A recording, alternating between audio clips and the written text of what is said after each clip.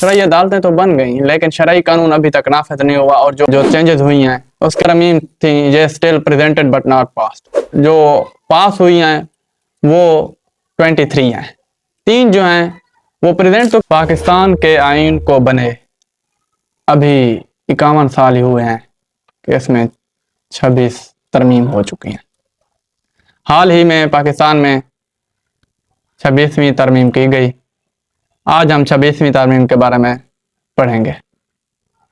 26वीं तरमीम को 20 अक्टूबर 2024 को इतवार के दिन कौमी और सीनेट असम्बली से पास किया गया, और उसके अगले ही रोज़ 21 अक्टूबर को प्रेसिडेंट आसिफ अली जरदारी साहब के साइन होने के बाद वो तरमीम हमारे आइन का हिस्सा बन चुकी।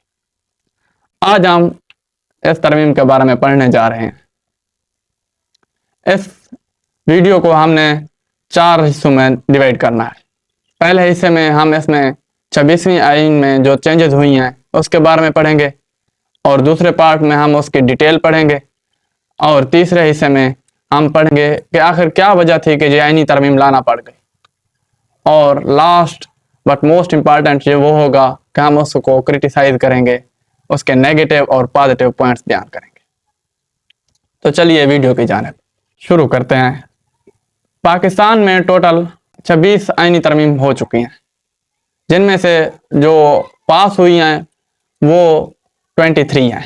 3 जो हैं वो प्रेजेंट तो की गई लेकिन पास कभी भी नहीं हुई, जिनमें से 1985 में होने वाली 9वीं तरमीम, जिसमें यह कहा गया था कि शरई अदालतें और शरई कानून होगा यहाँ पर पाकिस्तान के अंदर। शरई अदालतें तो बन गई लेकिन शरई कानून अभी तक नाफिज नहीं हुआ, और जो वो आइनी तरमीम थी वो प्रेजेंट की गई थी वो भी पास नहीं हुई थी।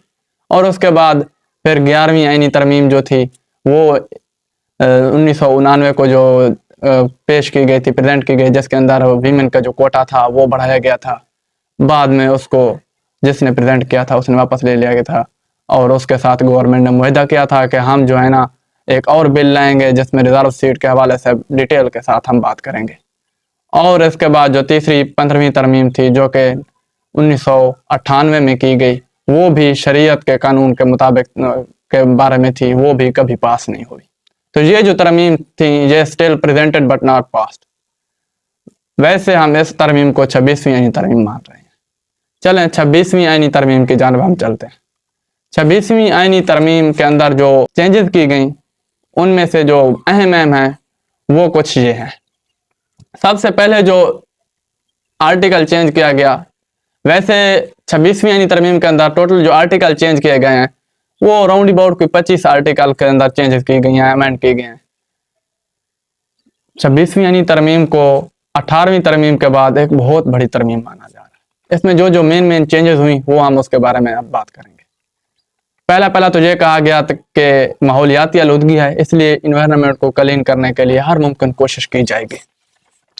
इसका जो दूसरा पॉइंट जो अहम है वो चीफ जस्टिस का अपॉइंटमेंट किस तरह से होगा, और चीफ जस्टिस का जो टेन्योर था वो चेंज किया गया, और चीफ जुडिशल कमीशन जो बनाया जाएगा उसके बारे में बात की गई। और उसके बाद जो फॉर्मेशन ऑफ कॉन्स्टिट्यूशनल कोर्ट्स थी उसके बारे में कहा गया कि नियर फ्यूचर में अभी हम कॉन्स्टिट्यूशनल कोर्ट्स बनाएंगे। और इलेक्शन कमीशन के हवाले से चेंज की गई, फेडरल शरीयत कोर्ट के हवाले से चेंजेस की गई, और कुछ इस्लामिक जो जिसमें से एलिमिनेशन ऑफ रिबा हो गया वो चेंज की गई। और हाई कोर्ट के जो जजेस हैं उनका चेक्स एंड बैलेंस का जो निज़ाम है उसके अंदर थोड़ी तब्दीली की गई, उसको हर साल इवेलुएट किया जाएगा।